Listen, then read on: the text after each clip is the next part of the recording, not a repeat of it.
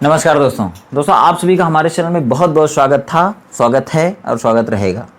दोस्तों हम लोग पढ़ रहे हैं विज्ञान कक्षा 10 की, मतलब हम लोग पढ़ने वाले हैं इस वीडियो में कक्षा 10 की साइंस, और वो भी सेशन 2022-23 के लिए। दोस्तों बात करते हैं कि आज की वीडियो हमारी है पार्ट नंबर 2 की, और इसके पहले वाली वीडियो पार्ट नंबर 1 में आपको दी जा चुकी है, जो कि आप प्लेलिस्ट में जाके देख सकते हैं। दोस्तों बता दें कि हमारा जो चैप्टर चल रहा है वो है चैप्टर या यूनिट नंबर 1, जिसका नाम है रासायनिक अभिक्रियाएं एवं समीकरण, मतलब केमिकल रिएक्शंस एंड इक्वेशंस। अब दोस्तों बात कर रहे हैं उसके अंदर हम लोग रासायनिक अभिक्रियाएं एवं उनके प्रकार, मतलब आज की टॉपिक है दोस्तों chemical reactions and types of chemical reactions, मतलब कि रासायनिक अभिक्रियाएं कितने तरह की होती हैं। दोस्तों एक छोटा सा निवेदन है कि अगर आपको वीडियो अच्छी लगे तो वीडियो को लाइक जरूर करिएगा, और अगर चैनल पर पहली बार आए तो चैनल को सब्सक्राइब जरूर करिएगा, बेल आइकन दबाइएगा, तभी आपको आगे की वीडियो मिल पाएगी। तो दोस्तों चलिए एक और छोटा सा निवेदन है कि अपने फ्रेंड सर्कल में इसको शेयर भी कर दीजिएगा, या ज़्यादा से ज़्यादा आप इसको शेयर करिए, ठीक है। चलिए आगे बढ़ते हैं। रासायनिक अभिक्रिया में दो चीज़ जरूर होगा, एक होगा अभिकारक, दूसरा होगा उत्पाद। उत्पाद कौन सा चीज़ होता है, आपको मालूम होना चाहिए कि उत्पाद पहले से हमारे पास नहीं होता है, जब रासायनिक अभिक्रिया हो जाती है तभी उत्पाद आपको मिलता है। जब हम चाय बनाने के लिए योजना बनाते हैं, चीनी पानी आपस में मिलाते हैं, उनको मिला के गर्म करते हैं, तभी चाय बनता है, तभी उत्पाद आपको मिलता है, उसके पहले कोई उत्पाद आपको नहीं मिलता है, ठीक। अगर आपसे पूछा जाए अभिकारक क्या होते हैं तो आप बोलेंगे वे दो या दो से अधिक ऐसे पदार्थ या वे पदार्थ जो रासायनिक अभिक्रिया करते हैं वही अभिकारक कहलाते हैं, ठीक है। अगर आपसे पूछा जाए उत्पाद क्या होता है, प्रोडक्ट क्या होता है, तो आप बोलेंगे किसी भी रासायनिक अभिक्रिया में जो नया पदार्थ बनता है उसी को उत्पाद कहते हैं, ठीक है। अब देखिए ये रासायनिक अभिक्रिया आपको कितने तरह की होती है ये आपको जानना बहुत जरूरी है, क्योंकि आपका चैप्टर भी उसी नाम से है और आज हमारी टॉपिक भी उसी नाम से है। देखिए अगर हम पढ़ते हैं कि रासायनिक अभिक्रिया के प्रकार, रासायनिक अभिक्रिया के प्रकार, तो दोस्तों बहुत तरह की अभिक्रियाएं होती हैं, बहुत तरह की होती हैं अभिक्रियाएं, लेकिन उनमें से छांट के कुछ प्रकार आपको केवल पढ़ना है। उन प्रकारों में सबसे पहला कौन है, तो देखिए वो है सबसे पहला संयोजन अभिक्रिया। क्या? संयोजन अभिक्रियाएं, या फिर इनको कहते हैं योगात्मक अभिक्रियाएं। अब देखिए इन सभी अभिक्रियाओं को ही आपको पढ़ना है, इनके अलावा आपसे कोई रिएक्शन नहीं पूछा जाएगा एग्जाम में, ठीक है। इतने रिएक्शन को आपको अच्छे से समझना है। अब देखिए इसमें दो अभिक्रियाओं को और डाल दिया गया है, एक होता है उष्मा फेंकी अभिक्रिया और एक होता है उष्मा सोखी अभिक्रिया। अरे यार गलत हो गया, उष्मा फेंकी नहीं उष्मा छेपी अभिक्रिया, और उष्मा सोखी नहीं उष्मा शोषी अभिक्रिया। देखिए होता क्या है, एक है उष्मा फेंकी, अरे उष्मा छेपी अभिक्रिया, और दूसरी है उष्मा शोषी। उष्मा शोषी इसको हम लोग प्यार से कहते हैं उष्मा सोखी अभिक्रिया। मतलब ये उष्मा छेपी अभिक्रियाएं क्या हैं, ये भी आपसे पूछा जा सकता है, और इसका एक सबसे खास एग्जांपल है जब हम लोग सांस लेते हैं ना, तो हमारे अंदर पाचन होता है। जो भोजन हम लोग बड़ा बड़ा टुकड़ा मीट मांस का टुकड़ा खा लेते हैं, रोटी का टुकड़ा बड़ा बड़ा खा लेते हैं ना, उसको शरीर के अंदर जाने के बाद उसका दहन होता है, उस दहन में भोजन को जलाया जाता है, जलाया जाएगा तो फिर हमको ऊर्जा मिलती है उससे, ठीक है। तो वो अभिक्रिया यहाँ पे दिया गया है, उसको कहते हैं उष्मा छेपी अभिक्रिया। तो वह सबसे इंपॉर्टेंट है, ठीक है, वो आपसे पेपर में जरूर पूछा जा सकता है, इसलिए मैं इस अभिक्रिया को भी जरूर बताऊंगा आपको, ठीक है। तो देखिए इतने तरह की अभिक्रियाएं हैं, बस यही आपसे पेपर में पूछी जाती हैं, ठीक है। चलिए आगे बढ़ते हैं, एक एक को पढ़ेंगे अच्छे से, संयोजन अभिक्रियाएं क्या होती हैं, ठीक है। और चलिए उसके बाद पढ़ेंगे उष्मा छेपी अभिक्रिया, उष्मा शोषी अभिक्रिया, ठीक है। ये उष्मा शोषी आपको नहीं पढ़ना है, ठीक है। उष्मा छेपी आपको बहुत ही अच्छे तरीके से पढ़ना है, क्योंकि यही पेपर में गारंटी के साथ पूछा जाता है। चलिए आइए चलते हैं, सबसे पहला पढ़ेंगे इसमें से संयोजन अभिक्रियाएं क्या होती हैं। क्वेश्चन आपसे कैसे पूछा जाएगा, पेपर में पूछा जा सकता है कि संयोजन अभिक्रियाओं से आप क्या समझते हैं, उदाहरण सहित समझाइए, या संयोजन अभिक्रियाओं की परिभाषा लिखिए और उदाहरण सहित परिभाषित कीजिए, ऐसे पूछा जा सकता है, ठीक है। बात करें संयोजन अभिक्रियाएं क्या होती हैं, तो आप देखिए जैसे मान लीजिए ये आप ऊपर एक रिएक्शन देख रहे हैं, इसमें ए है और बी है। मान लेते हैं कि ए दूसरा रासायनिक पदार्थ होगा और बी दूसरा कोई रासायनिक पदार्थ होगा, और ये दोनों रासायनिक पदार्थ आपस में अभिक्रिया करके उत्पाद बना रहे हैं। आपको यहाँ पे ये चीज देखना है कि ये अभिकारक कितने हैं, दो हैं, एक दो हैं, और ये यहाँ पे कितने लोग बन रहे हैं, केवल एक लोग। मतलब जैसे 2 और 3 जोड़ेंगे तो कितना आएगा, 5 आएगा। मतलब दो लोगों को जोड़िए और एक लोग बने। तो अगर इस तरह के फॉर्मेट में कोई भी अभिक्रिया है तो ऐसी ही अभिक्रिया को आप कहते हैं संयोजन अभिक्रियाएं। याद रखिए, जिस अभिक्रिया में दो या दो से अधिक अभिकारक आपस में मिले और केवल एक उत्पाद बने, उसी अभिक्रिया को आप कहते हैं संयोजन अभिक्रिया या योगात्मक अभिक्रिया। ठीक है, बात याद रखिएगा, योगात्मक अभिक्रिया भी करके पूछ सकता है। इंग्लिश में कहते हैं एडिशन रिएक्शन। बात समझिए, जब दो या दो से अधिक अभिकारक आपस में अभिक्रिया करके केवल एक उत्पाद बनाते हैं, ऐसी अभिक्रिया को कहते हैं संयोजन अभिक्रिया। याद रख लीजिए मेरी बात। अब आइए आगे एग्जाम्पल देखते हैं। एग्जाम्पल में सबसे पहला एग्जाम्पल क्या होगा, देखिए एग्जाम्पल नंबर फर्स्ट। सबसे पहला एग्जाम्पल आप देख रहे हैं कि CaO, ये आपके एनसीईआरटी का एग्जाम्पल लिया हुआ हूं मैं। CaO मतलब इसको कहते हैं चुन्ना, और चुन्ना को पानी में डाल दीजिए। आप देखे होंगे घर पे जब चुन्ना की लिपाई पुताई होती है दीपावली के टाइम में, तब होता क्या है, चुन्ना को जैसे ही पानी में डालते हैं बदबदाने लगता है, खौलने लगता है। मतलब चूना पानी से रासायनिक अभिक्रिया करने लगता है और बन जाता है बाद में एक पेस्ट, जिससे आप पूरा घर की रंगाई पुताई कर देते हैं। और वही है ये चूना, इसको कहते हैं बूझा हुआ चूना, स्लैग्ड लाइम, बूझा चूना। और इसी से दोस्तों आप अपने घर की रंगाई पुताई पेंट कर देते हैं सब। ठीक है, ये देखिए इसको कहते हैं चूना, इसको कहते हैं अनबूझा, मतलब पानी में भी नहीं कूदा है, अनबूझा चूना। और ये चूना अभी पानी में नहीं कूदा है, और जब इसको पानी में कुदा देंगे, यही है जल या पानी, जब इस चूना को इस पानी में कुदा देंगे तब आपको मिल जाएगा बूझा चूना। और तब ये धुआं फेंक देगा, थोड़ा सा धुआं फेंक देगा, मतलब खोलेगा ना तो उष्मा निकल जाएगी। और ऐसी ही उष्मा को आप डेल्टा H से दिखा सकते हैं, या यहाँ पे लिख सकते हैं उष्मा। ठीक है, ऐसी अभिक्रियाएं जिनके होने के बाद भी उष्मा निकलती रहती है, ऐसी अभिक्रिया को कहते हैं उष्मा छेपी अभिक्रिया उर्फ उष्मा फेंकी अभिक्रिया। बात समझिए ध्यान से, यह योगात्मक अभिक्रिया है। कब तक? जब तक इसमें उष्मा नहीं आप दिखा रहे हैं तब तक। अगर इस अभिक्रिया में उष्मा हटा दें, केवल इतना दिखे, 1, 2 और ये तीसरा दिखे, तब इस अभिक्रिया को आप क्या कहेंगे, संयोजन अभिक्रिया। अभी भी ये संयोजन अभिक्रिया ही है। उष्मा की मात्रा आप दिखा भी सकते हैं, नहीं भी दिखा सकते हैं, लेकिन अगर ध्यान दीजिए, अगर उष्मा छेपी अभिक्रिया अगर आप दिखा रहे हैं या उष्मा छेपी अभिक्रिया का एग्जाम्पल लिख रहे हैं, तब आपको यहाँ पे उष्मा दिखाना जरूरी है। अभी कोई जरूरत नहीं है। क्यों? क्योंकि आप संयोजन अभिक्रिया पढ़ रहे हैं। ठीक है, आगे आइए। क्या यही एक एग्जाम्पल है? दूसरा भी एग्जाम्पल है। वो कौन सा है? देखिए 2H2 मतलब 4 हाइड्रोजन यहाँ पे है, 2H2 प्लस O2, और ये हाइड्रोजन इस ऑक्सीजन से अभिक्रिया करके बना देता है 2H2O। ये हो गया उत्पाद, ये हो गया आपके अभिकारक हो गए। ठीक है, ये हाइड्रोजन गैस हो गई, ये ऑक्सीजन गैस हो गई, ये H2O बन गया। अब देखिए कहीं कहीं आप फैशन में देख सकते हैं कि यहाँ पे 2H2 के बाद ब्रैकेट में G लिखा होगा। G मतलब क्या है? गैस है। ये हाइड्रोजन किस अवस्था में होती है? इस हाइड्रोजन की भौतिक अवस्था क्या है? गैस है।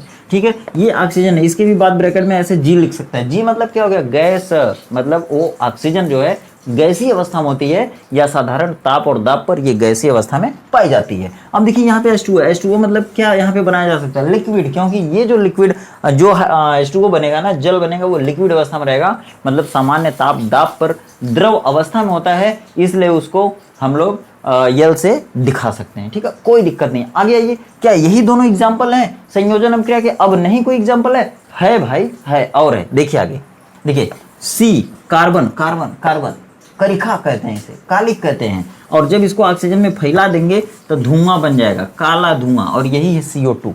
मतलब यहाँ पे दो अभिकारक आपस में अभिक्रिया करके एक उत्पाद बनाते हैं। यहाँ पर दो अभिकारक मिलकर आपस में एक उत्पाद बनाते हैं। यह नाते ही क्या है? ये कौन सी अभिक्रिया है? संयोजन अभिक्रिया या योगात्मक अभिक्रिया। अब देखो आगे भी एग्जाम्पल है। जैसे देखिए, थोड़ा सा मिटा दो, थोड़ा सा देखिए, आगे देखते हैं हम लोग, रोक दीजिए।